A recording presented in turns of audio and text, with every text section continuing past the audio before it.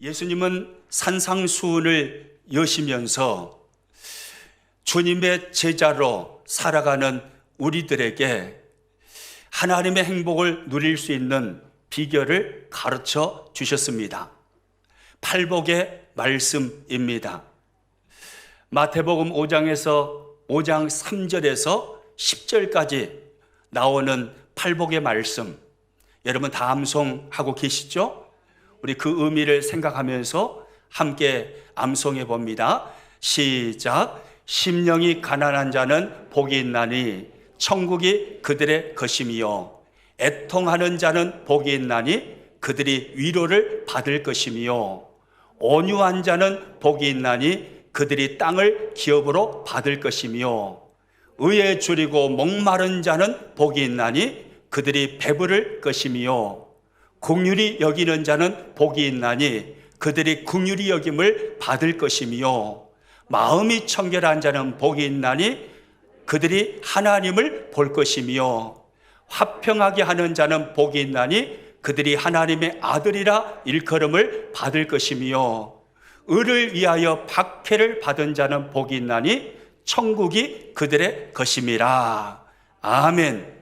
너무너무 잘 암송하셨어요.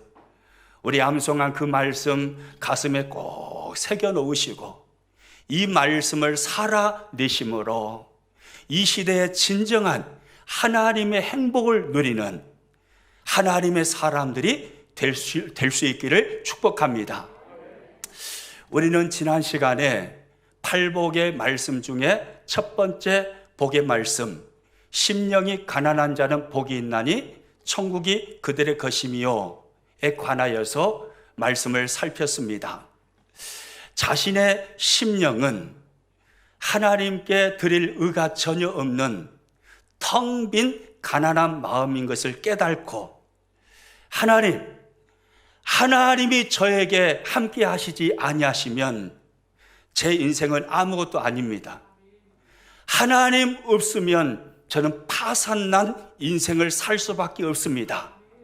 이렇게 말하면서 겸손히 하나님 앞에 낮은 자리로 내려가서 하나님을 의지하고 하나님을 바라보는 자가 하나님의 행복을 누릴 수 있다라는 주님의 말씀입니다.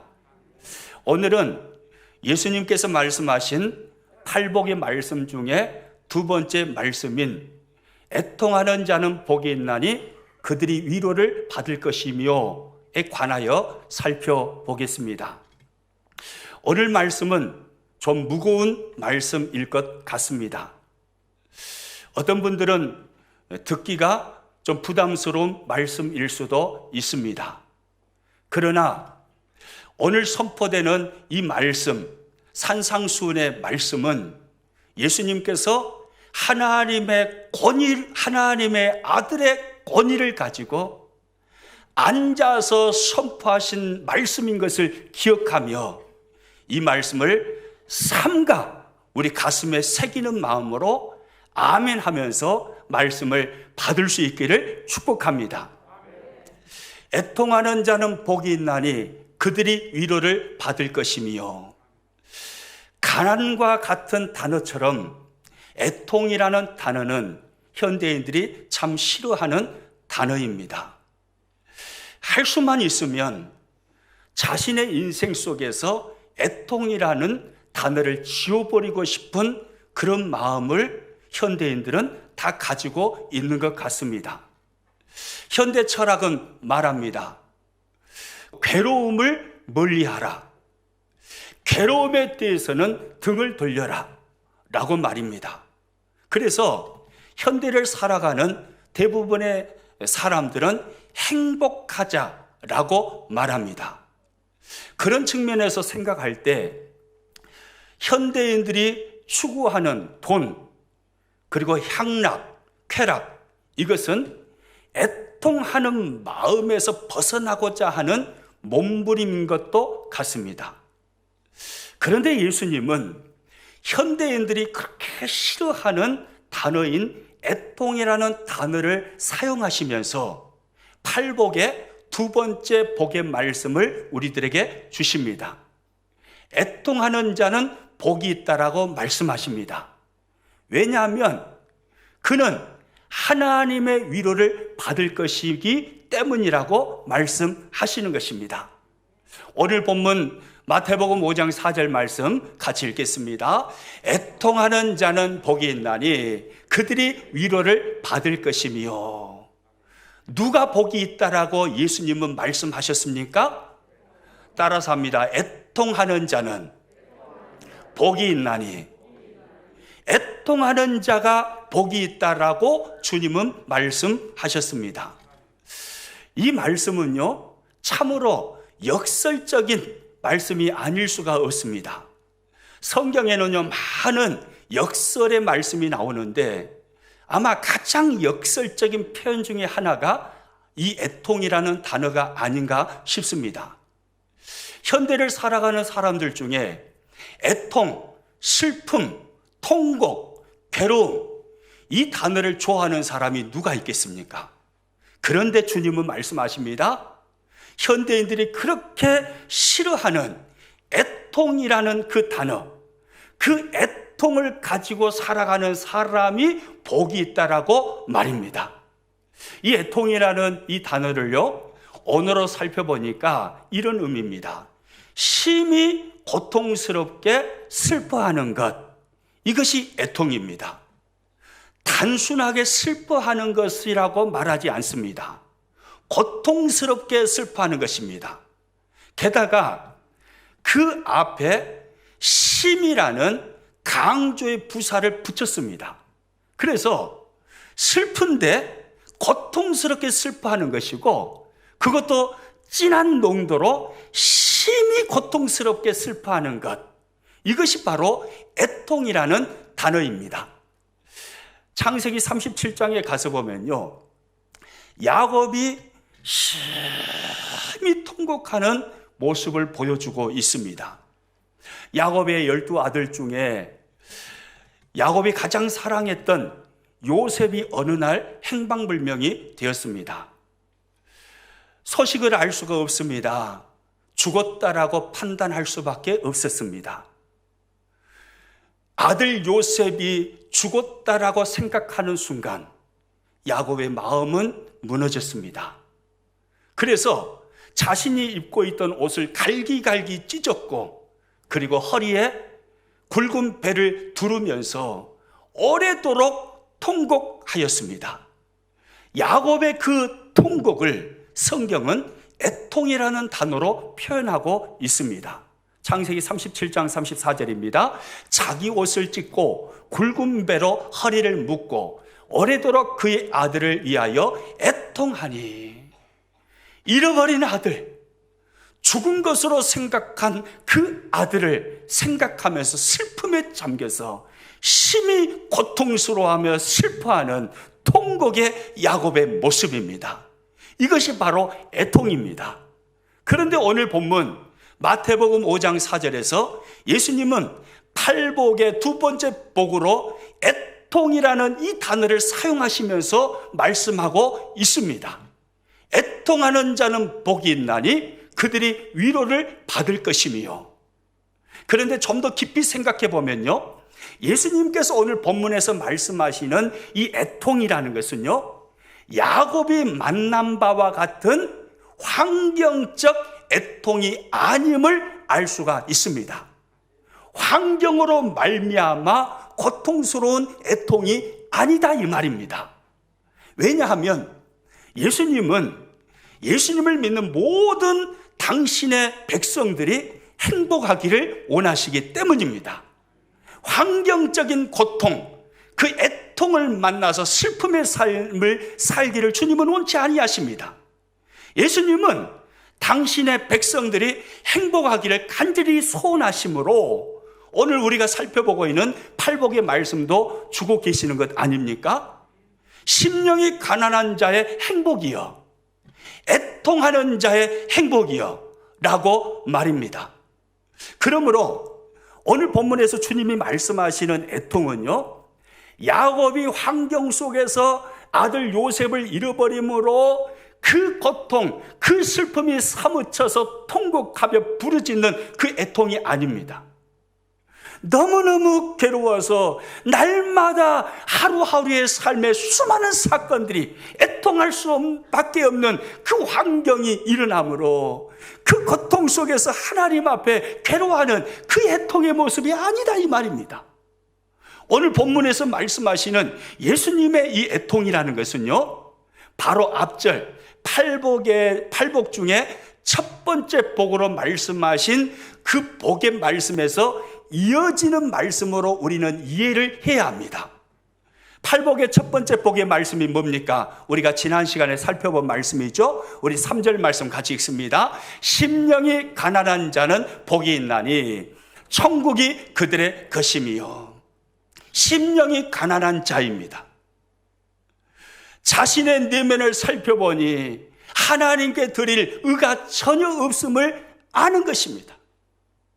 자신 안에 채워져 있는 것은 더러운 죄악들만 가득하다라는 것을 깨달는 것입니다.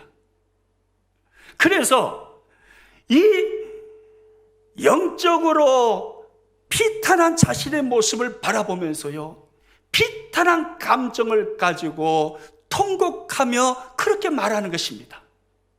내 안에는 왜 이렇게 죄악만 가득한 것인가? 나는 왜 행동하는 것들마다 죄가 드러나는 것인가?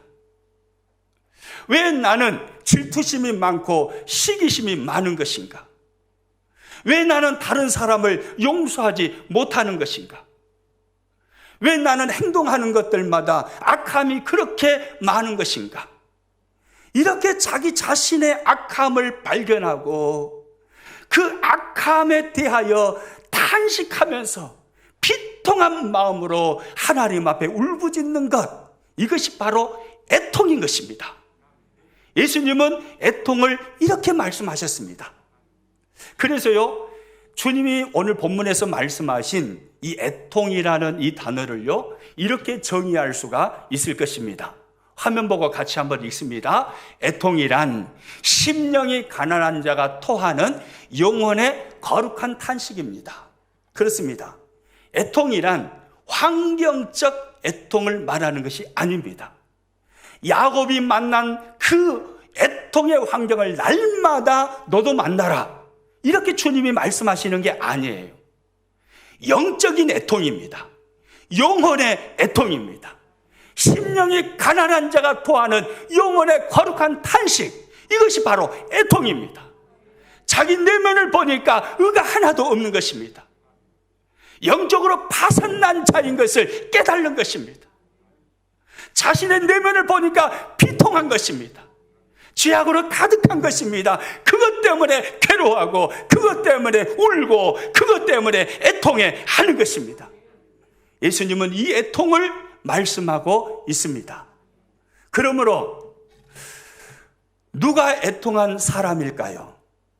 자신의 죄악을 보면서 우는 사람이 애통하는 사람입니다.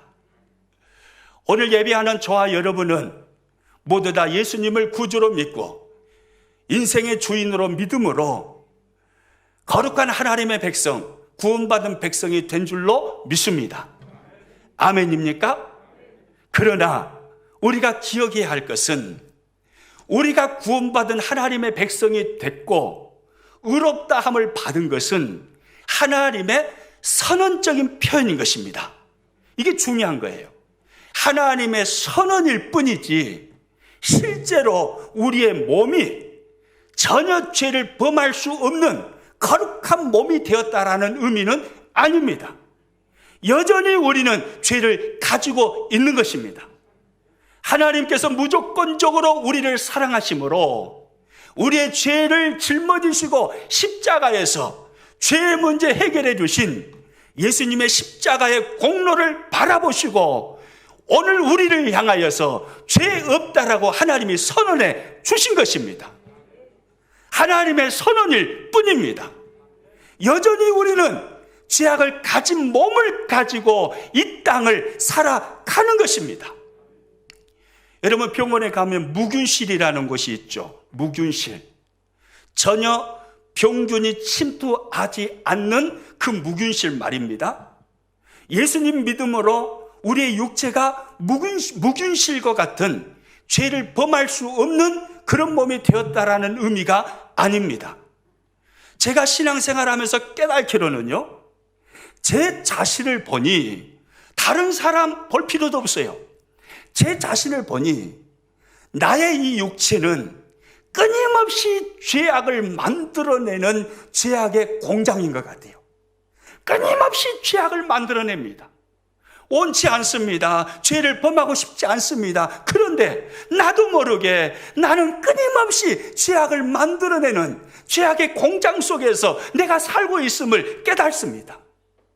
여러분, 그러므로요, 우리 예수님 믿는 사람은 믿음으로 구원받았지만, 그러나 하루에 10번, 아니 100번 이상씩 범죄할 수 있는 가능성이 있는 것입니다. 그 범죄의 자신의 모습을 보면서 하나님 앞에 비통한 감정을 가지고 통곡하는 것, 이것이 바로 애통인 것입니다. 자신의 죄 때문에 우는 것입니다. 사도 바울이 그렇게 신앙생활을 하였습니다. 바울은요, 다메섹 도상에서 예수님 만나고 구원받았습니다. 믿음으로 의롭다 하심을 받았습니다. 그런데 구원받은 모습으로 신앙생활을 하고 있는데 자신의 내면을 보니까요, 끊임없이 죄악이 만들어지는 거예요. 선을 원하는데 선이 행해지지가 않습니다. 원치 않는 악만 자꾸 자신에게서 행해지는 것을 보게 됩니다. 그래서 바울은 로마서 7장 19절에서 이렇게 말합니다. 같이 읽습니다. 내가 원하는 바 선은 행하지 아니하고 도리어 원하지 아니하는 바 악을 행하는도다. 자신의 몸은 죄악의 공장이라는 말이잖아요. 끊임없이 죄악을 만들어냅니다. 그것 때문에 바울은 괴로웠습니다. 그래서 하나님 앞에 애통하며 자신의 모습에 대하여 비탄한 감정을 가지고 통곡합니다. 그게 바로 로마서 7장 24절이죠. 같이 읽습니다. 오호라, 나는 공고한 사람이로다. 이 사망의 몸에서 누가 나를 건져내랴. 오호라, 나는 공고한 사람이로다. 오호라, 무슨 말입니까? 자기 절망에 대한 비탄의 표현입니다. 오호라, 전라도 말에 흡사한 말이 없을까 생각해 봤습니다. 꼭 이런 말일 것 같아요. 오메 오메 어찌하실까이, 이런 말일 것 같아요. 오메 오메 나를 보니까 나는 소망이 없는 사람이여 어찌하실까이, 이게 오호란 것 같아요. 오메 오메 나는 공고한 사람이로다 어찌하실까이. 바울은요, 자신의 범죄하는 모습을 보면서요, 너무너무 괴로운 거예요. 그래서 하나님 앞에 울부짖는 것입니다. 죄 때문에요. 여러분, 그렇다고 해서 바울이 구원의 확신이 없어서 그랬을까요? 사죄의 확신이 전혀 없는 사람이었기 때문에 바울은 이런 말을 하고 있을까요? 아니에요. 바울은요, 믿음으로 의롭게 되어진다라는 이신칭의를 가장 먼저 깨달은 사람입니다. 그래서 로마서 1장 17절에서 바울은 이런 말을 하죠. 같이 읽습니다. 복음에는 하나님의 의가 나타나서 믿음으로 믿음에 이르게 하나니 기록된 바 오직 의인은 믿음으로 말미암아 살리라 함과 같으니라. 오직 의인은 믿음으로 말미암아 살리라. 믿음으로만 의롭게 되어진다라는 이신칭의의 교리를 바울은 가장 먼저 깨달았고 성경에 기록해 놓았습니다. 믿음으로 의롭게 되어진다는 걸 너무나 잘 압니다. 믿음으로 말미암아 자신이 의인이 되었다는 걸 너무나 잘 알고 있습니다. 그래서 구원의 확신이 충만한 사람입니다. 그런데 바울은 구원받은 자신에게서 범죄하는 수많은 악을 보는 것입니다. 그래서 그것 때문에 괴로워하는 것입니다. 오호라, 나는 공고한 사람이로다. 누가 이 사망의 몸에서 나를 건져내랴. 자신의 범죄하는 모습을 보면서 그것 때문에 통곡하고 울고 하나님 앞에 애통해 하는 것입니다. 이것이 애통입니다. 여러분, 죄가 무엇일까요? 지금 올림픽 하고 있죠? 양궁 경기를 한 번 정도는 아마 다 보셨을 것입니다. 양궁 경기를 보면 죄가 무엇인지 정확하게 깨달을 수가 있습니다. 죄라는 것은요, 언어로 살펴보면 하마르티아라는 단어입니다. 그 의미는요, 화살이 관역에서 빗나가는 것, 이것을 의미합니다. 그러니까 궁수가 화살을 쐈습니다. 관역 정 한가운데 0.00000001mm도 오차가 없이 정확한 한가운데 거기를 맞춰야 죄가 아닌 거예요.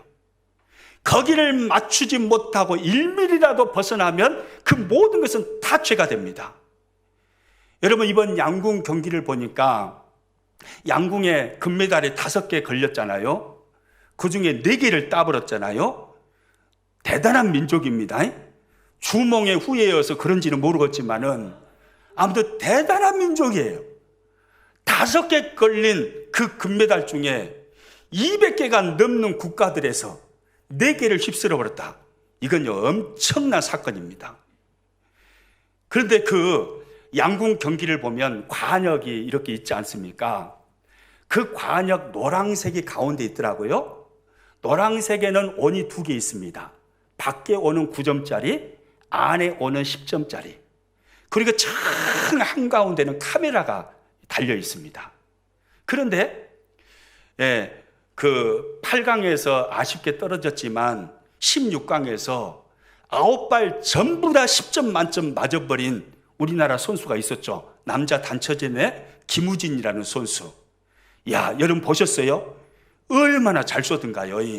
10점 쏘면 10점이에요. 근데 관역에 맞춰진 10점짜리 화살을 보십시오. 정 한가운데 맞춰졌던가요? 아니에요. 아무리 잘 쏴도, 아무리 대단한 실력의 궁수라고 해도요, 정 한가운데로 못 맞춥니다. 동그라미 원 안에 들어가 있는 10점짜리잖아요. 여러분, 죄라는 것은 이것입니다. 0.00000000 오늘 1시간 계속 0000 해도 끝이 없어요. 0.00000000 1mm의 오차도 없이 정확하게 한가운데 맞춰야만 죄가 아니에요. 조금이라도 빗맞으면 전부 다 죄예요. 그러므로 예수님을 믿고 구원받은 하나님의 백성으로 이 땅을 살아갔지만 저와 여러분들 중에 죄를 범하지 않는 사람이 한 사람이라도 있을까요? 한 사람도 없습니다. 여기서 설교하는 저부터 시작해서 우리 모두는 죄를 범하며 살 수밖에 없는 죄악의 공장 속에서 살아가는 사람들인 것입니다. 아멘입니까? 우리는 이것을 인정해야 돼요. 그래서 자신의 죄악을 바라보면서 끊임없이 죄악을 만들어내는 자신의 연약한 모습을 바라보면서 그것 때문에 괴로워하고 그것 때문에 통곡하면서 그것 때문에 하나님 앞에 울고 하나님 앞에 애통해하는 것입니다. 이 사람이 복이 있다라고 주님은 말씀하고 계신 거예요. 그런데요, 우리 교우들 중에는 그러신 분이 한 분도 없으실 것입니다만은 간혹 보면 그런 말을 하는 사람이 있습니다. 나는 예수님 믿고 성령 충만한 사람이 되었고 하나님의 말씀을 지키며 살아가고 있기 때문에 나는 죄를 범한 것도 없고 회개할 것도 없는 사람입니다 라고 말입니다. 옆 사람한테 한번 물어보세요. 혹시 집이 아니요? 우리 중에는 그런 분 없으시죠? 아마 한 분도 없을 거예요. 그렇게 말하면서 죄 때문에 하나님 앞에 울고 있는 사람을 비웃습니다. 사죄의 확신도 없어서 저렇게 우냐고. 예수님은 다 용서하셨는데 왜 울고 있냐고. 그렇게 말하는 사람을 향해서요, 사도 요한은요 단호하게 이렇게 말합니다. 요한일서 1장 8절입니다. 만일 우리가 죄가 없다고 말하면 스스로 속이고 또 진리가 우리 속에 있지 아니할 것이요.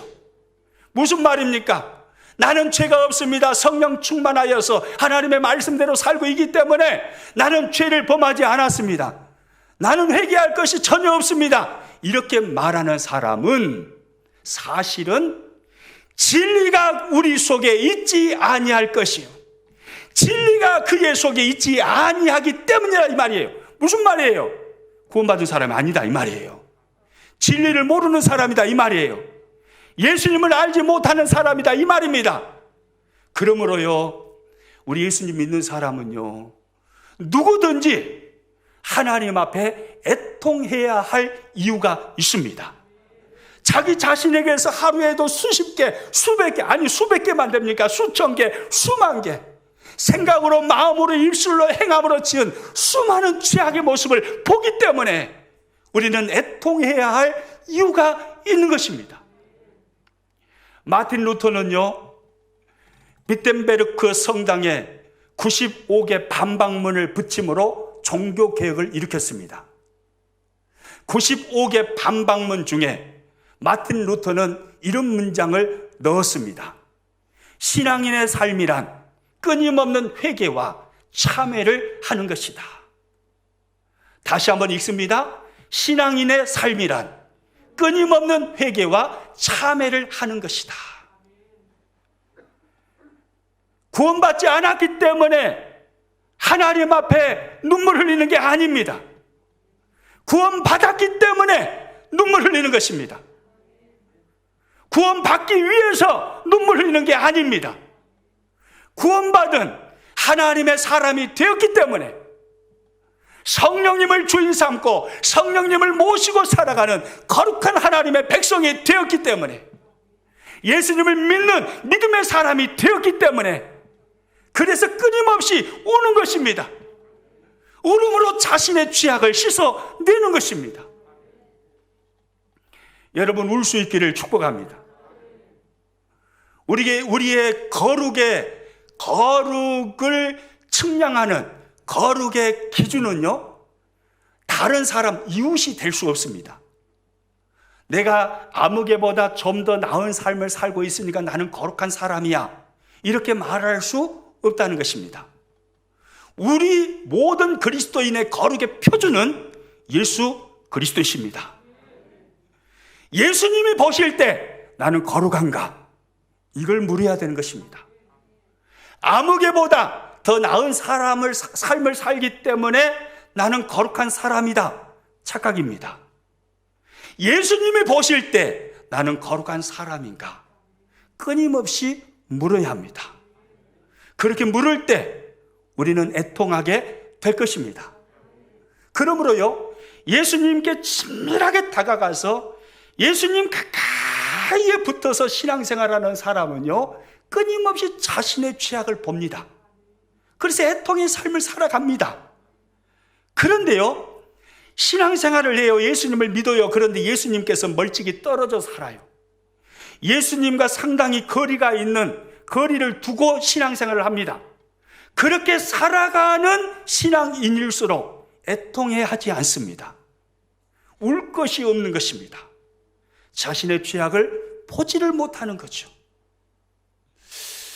예수님은요, 이렇게 애통해 하는 사람이 복이 있다라고 말씀하셨습니다. 오늘 보면 4절 말씀 다시 한번 읽습니다. 애통하는 자는 복이 있나니 그들이 위로를 받을 것이며. 애통하는 자에게 뭐가 있다고요? 복이 있다고요. 애통하는 자가 복이 있다라고 말씀합니다.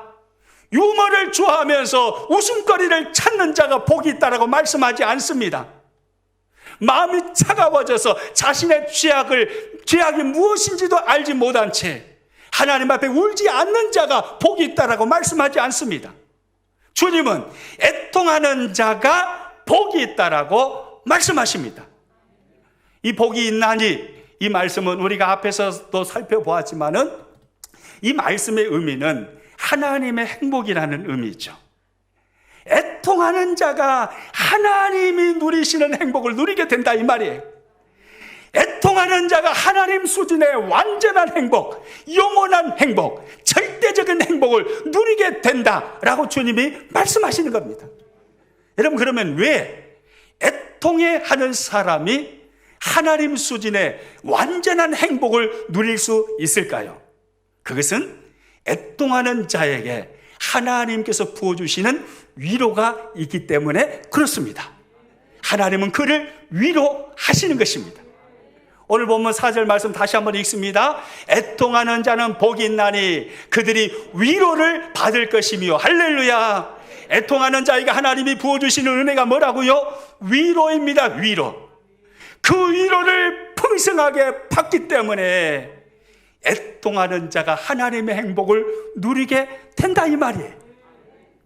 여기서 말하는 위로를 받을 것이며 라는 이 말의 언어적인 의미는요, 자신의 죄악을 바라보고 상한 마음으로 하나님 앞에 애통해야 할 때 그 상한 마음을 하나님께서 감정적으로만 위로해 주신다라는 의미가 아닙니다. 애통해 하는 자신의 죄악 때문에 상해 있는 그 마음을 하나님께서 위로하여 주시지만 그것뿐만이 아니라 죄로 인하여 무너져 버린 그의 모든 삶을 회복시켜 주시고 구원하여 주신다라는 것까지 포함하는 위로입니다. 하나님은 이 위로를 애통하는 자에게 주신다는 거예요. 자신의 죄악을 봅니다. 그것 때문에 속이 상해요. 하나님 앞에 웁니다. 그러면 하나님은 찾아오셔서 위로해 주시는데 그 상한 마음을 어루만져 주시고 상한 마음을 치유해 주시는 것입니다. 그것뿐만이 아니에요. 죄악 때문에 무너져버린 모든 삶을 하나님이 다시 일으켜 세워주시고 건져주시고 회복시켜주시고 구원하여 주시고 승리의 삶을 살도록 역사해 주신다 이 말이에요. 아멘입니까? 그래서요, 바울은 이렇게 말해요. 앞에서 우리가 바울에 대해서 잠깐 살폈습니다마는 바울은 자신의 죄악을 행하는 모습을 바라보면서 슬퍼했다고 그랬잖아요. 오라 나는 공고한 자로다. 누가 이 사망의 몸에서 나를 건져내랴. 자신에 대하여 비탄한 감정을 가지고 하나님 앞에 통곡합니다. 그런데 거기서 멈추지 않아요. 로마서 7장 24절 다음에는 로마서 7장 몇 절이 오겠습니까? 25절이 옵니다. 24절 다음에 25절이 오는데 바로 이어지는 로마서 7장 25절에서 바울은 이렇게 말해요. 같이 한번 읽습니다. 시작. 우리 주 예수 그리스도로 말미암아 하나님께 감사하리로다. 할렐루야. 따라서 합니다. 우리 주 예수 그리스도로 말미암아 하나님께 감사하리로다. 할렐루야. 여러분 이게 무슨 말입니까? 내 죄 때문에 내가 하나님 앞에 애통하는데, 그런데 하나님은 예수 그리스도로 말미암아 나의 상한 마음을 치유하여 주실 뿐만이 아니라 죄로 인해서 무너져버린 모든 삶을 회복시켜 주시고 나의 삶을 구원하여 주실 것을 알기 때문에 하나님께 감사하는 것이 마땅하다 이 말입니다. 바울은요, 이것을 깨닫고 있었던 사람이었어요. 애통하는 자에게 하나님이 위로를 부어주심으로 상한 마음을 치유하여 주시고 무너진 모든 삶을 회복시켜 주시는 하나님의 은혜가 있다는 것을 바울은 안 것입니다. 여러분 다윗을 보십시오. 사무엘하 12장에 가서 보면 다윗이 인생 중에 심각한 범죄를 하죠. 우리아의 아내 밧세바를 범합니다. 그리고 그 죄를 덮기 위해서 밧세바의 남편 되었던 우리아를 전쟁 한복판에 집어넣어서 화살이 빗발치는 그곳에서 화살 맞고 죽게 만듭니다. 살인죄를 지었습니다. 간음죄를 지었습니다. 하나님은 그것을 똑똑히 보고 계셨습니다. 그리고 시간이 지난 후에 나단 선지자를 다윗에게 보내십니다. 그리고 다윗의 죄를 지적하십니다. 그때 다윗은 이렇게 반응을 합니다. 통곡을 하죠. 자신의 죄를 깨닫고요. 시편 6편 6절은 이것을 잘 표현해 주고 있습니다. 같이 읽습니다. 내가 탄식함으로 피곤하여 밤마다 눈물로 내 침상을 띄우며 내 요를 적시나이다. 자신의 간음죄, 살인죄를 보면서 탄식하는 거예요. 자신에 대해서 비탄한 감정을 가지고 하나님 앞에 통곡하며 울부짖는 것입니다. 내가 이렇게 큰 죄인입니다. 내가 이렇게 악한 자입니다.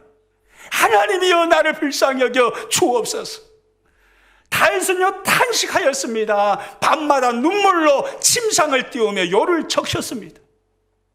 이렇게 애통해했던 다윗, 하나님께서 어떻게 이 다윗에게 은혜를 베푸십니까? 그 상한 마음을 치유하여 주십니다. 그뿐만이 아닙니다.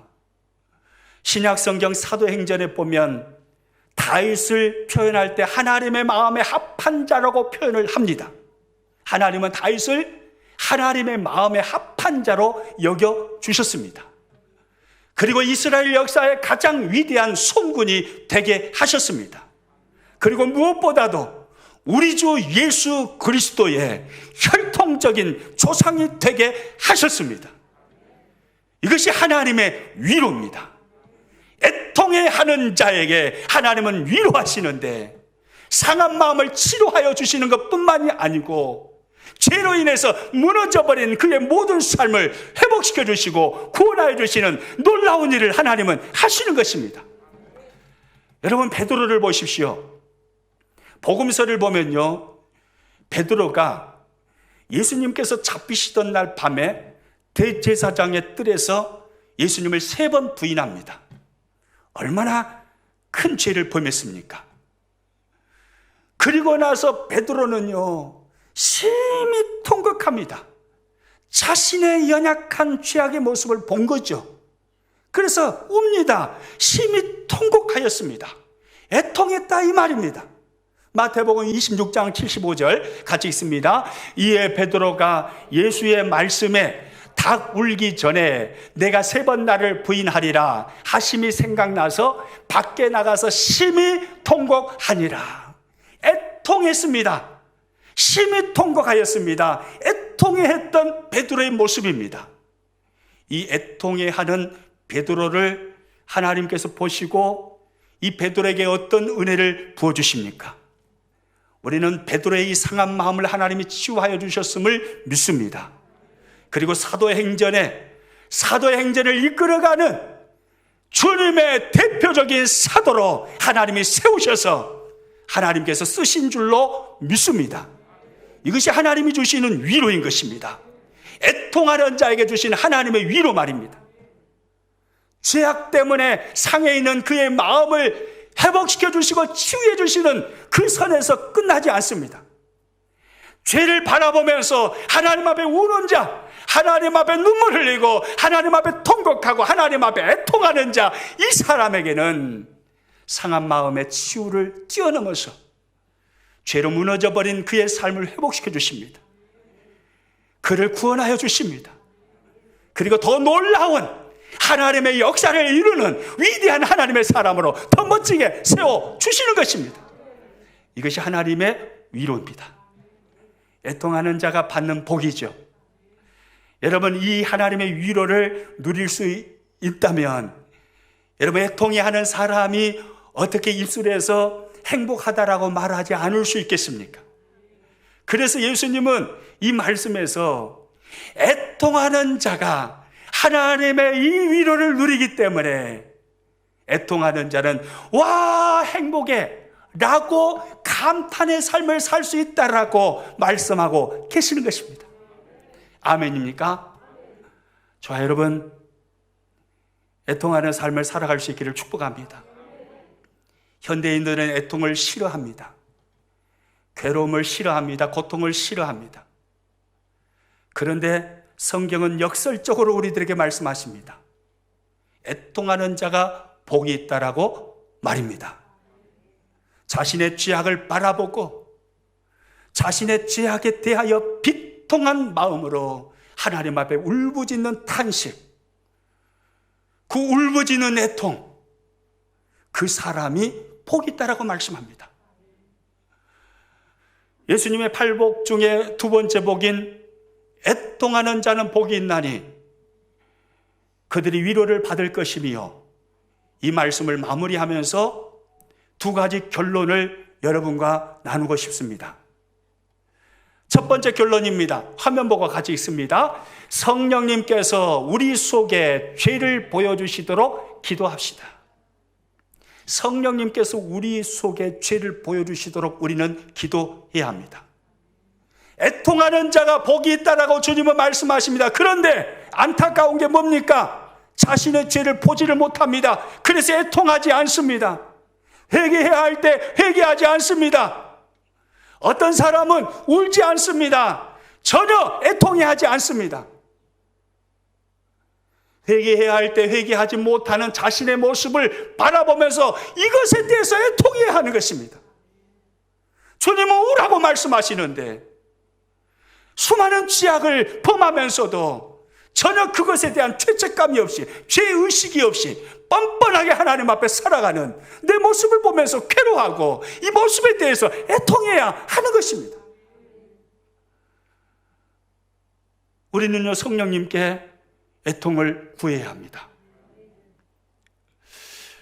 우리 교인들 중에는 그런 분들이 없겠지만은 현대 크리스찬들 중에 크리스찬들의 특징 중에 하나죠.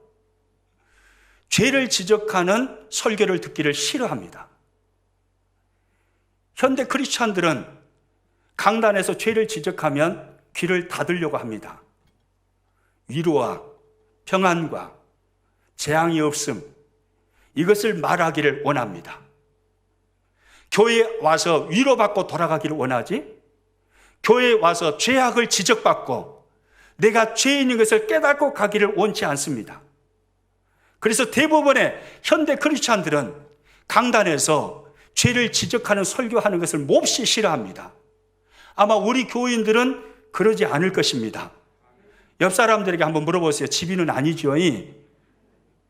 한번 물어보세요. 아니라고 합니까? 아마 아닐 거예요. 우리 교인들은 아닐 거예요. 저는요, 목회하면서요, 두려움 가운데 가슴에 담고 있는 말씀이 있습니다. 그것은 에레미야서 23장 16절 17절 말씀입니다. 저는 이 말씀을 볼 때마다 두렵습니다. 16절 말씀 먼저 같이 읽습니다. 만군의 여호와께서 이와 같이 말씀하시되 너희에게 애언하는 선지자들의 말을 듣지 말라. 그들은 너희에게 헛된 것을 가르치나니 그들이 말한 묵시는 자기 마음으로 말미암은 것이요 여호와의 입에서 나온 것이 아니니라. 또 17절입니다. 17절 항상 그들이 나를 멸시하는 자에게 이르기를 너희가 평안하리라 여호와의 말씀이니라 하며 또 자기 마음이 완악한 대로 행하는 모든 사람에게 이르기를 재앙이 너희에게 임하지 아니하리라 하였느니라. 저는 이 말씀을 읽을 때마다 두렵습니다. 혹시 하나님의 입에서 나오는 말씀이 아니라 내 마음에서 나온 말이 강단에서 자꾸 선포되면 어떻게 하나? 지나치게 평안하십시오. 지나치게 재앙은 없습니다. 여러분 주 안에서 축복을 누리십시오. 이런 말만 지나치게 하면 어떻게 하나? 저는 두렵습니다. 저의 사명은 분명합니다. 저의 사명은 우리 평안의 교회에 나오는 모든 평안의 식구들을 한 사람도 지옥 보내지 아니하고 천국 보내는 게 저의 가장 큰 사명입니다. 그리고 이 시대를 살아가는 동안에, 사는 동안에 믿음으로 깨어 있어서 신실한 믿음의 사람으로 일어나서 하나님 앞에 선한 일을 행함으로 하나님 나라에 면류관과 상급 쌓아가도록 하는 것, 이것이 저의 분명한 사명입니다. 그렇기 때문에 저는 강단에서 죄악을 지적하지 않을 수 없습니다. 여러분, 죄악이 지적되는 설교 듣는 것을 싫어하지 않기를 축복합니다. 아멘입니까?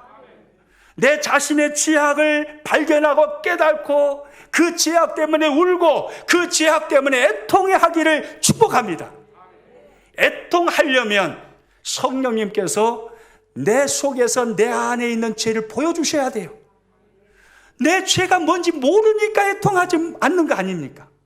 성령님께서 보여주실 때 내가 얼마나 악한 자인 것을 성령님이 깨닫게 하실 때 그때에서야 비로소 우리는 무릎을 꿇고 내가 죄인이라고 고백하며 떼굴떼굴 굴르며 하나님 앞에 통곡하게 될 것입니다. 그래서 우리는요, 성령 하나님, 내 속에 있는 죄악을 보여주옵소서, 그렇게 기도해야 하는 것입니다. 그 다음에 두 번째 결론입니다. 화면 보고 같이 있습니다. 예수님의 심정을 달라고 기도합시다. 예수님의 심정을 달라고 우리는 기도해야 합니다. 예수님은요, 애통하는 삶을 사셨습니다. 우리는 예수님을 닮아가는 제자들이잖아요. 그래서 우리도 예수님 따라서 애통의 삶을 살아야 합니다. 그러면 예수님은 왜 애통하는 삶을 사셨을까요? 자신의 죄 때문입니까? 아닙니다. 예수님은 죄가 없으신 분입니다. 그러면 왜 애통해 하셨을까요? 예수님께서 십자가를 통해서 구속하셔야만 하시는 수많은 사람들을 바라보시고 그 수많은 사람들의 죄악을 보시고 예수님의 마음이 무너진 것입니다. 죄 때문에, 사탄의 올무 때문에 무너지는 인생을 바라보시면서 세상에 돈과 쾌락에 빠져서 죄악 가운데 허우적거리는 그 인생의 모습을 바라보시면서 예수님은 인생을 불쌍히 여기시고 마음이 괴로우셔서 우신 것입니다. 요한복음 11장에 가서 보시면요, 예수님께서 죽은 나사로의 무덤 앞에서 우시는 장면이 나옵니다.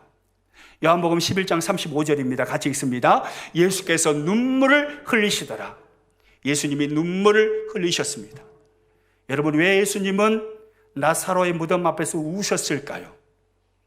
친구 나사로가 죽었기 때문이었을까요? 아니지요.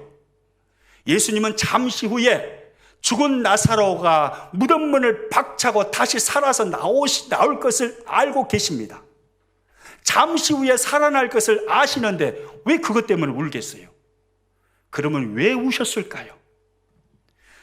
나사로와 같이 죄로 인하여서 죽을 수밖에 없는 운명에 처한 수많은 사람들을 보시면서 나사로 때문에, 죄 때문에 삶이 무너져버리는 수많은 사람들을 보시면서 예수님은 그것이 가슴 아프고 그것이 안타깝고 그 인생을 사는 사람들이 불쌍해서 예수님은 우신 것입니다.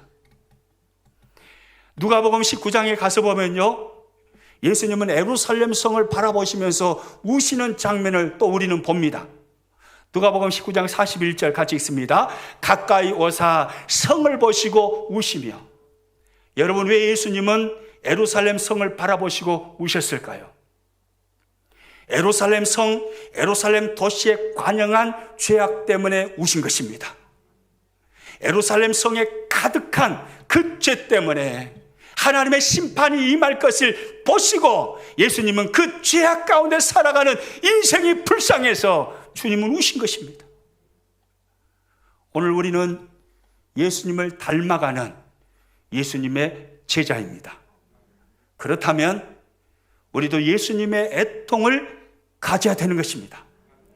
예수님의 심정을 가져야 되는 것입니다.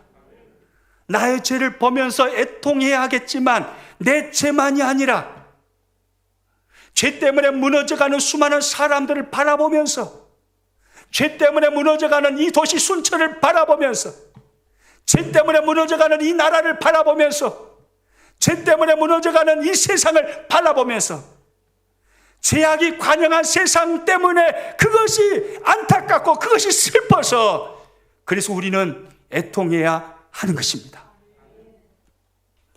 예수님의 심정을 닮아서 말입니다.